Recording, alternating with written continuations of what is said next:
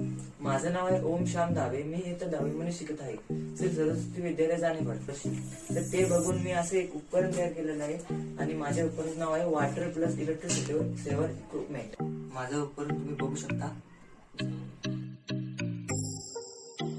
आपला water pump चालू केलेला आहे. तर त्याप्रमाणे आता आपली टँक 25% आता 50 नंतर आता 75% नंतर 100 म्हणजे आपली टँक आता फुल भरलेली आहे. त्याला दिसत आहे आणि अलार्म पण वाजतोय. तुम्ही ऐकू शकता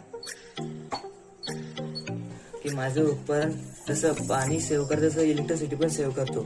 सोलर पॅनलचं असं वर्क आहे की मी जे सोलर पॅनल वरती बसवले घराच्या वरती, तर जेव्हा सनलाईट म्हणजे दुपारच्या वेळेला आफ्टरनूनच्या वेळेला जेव्हा सनलाईट सोलर पॅनलवर पडते तेव्हा मी सोलर पॅनल एका म्हणजे बॅटरीला कनेक्ट केलेलं आहे. ती बॅटरी बाकी या सगळं इक्विपमेंटला कनेक्ट आहे. म्हणजे वॉटर पंप असो किंवा अलार्म असो किंवा लाईट इंडिकेटर असो, ज्यामुळं त्याला एनर्जी भेटतो बॅटरीला आणि इलेक्ट्रिसिटी पण सेव्ह होते. धन्यवाद. माझं नाव आहे ओम श्याम धावे. मी इथं 10वी शिकत आहे. श्री सरस्वती विद्यालय जाणेवाड पश्चिम. तर ते बघून मी असं एक उपकरण तयार केलेलं आहे आणि माझ्या उपकरणाचं नाव आहे water plus electricity saver equipment. माझं उपकरण तुम्ही बघू शकता. आपला वॉटर पंप चालू केलेला आहे. तर त्याप्रमाणे आता आपली टँक 25% आता 50 नंतर आता 75% नंतर 100 म्हणजे आपली टँक आता फुल भरलेली आहे. त्याला दिसत आहे आणि अलार्म पण वाजतोय. तुम्ही ऐकू शकता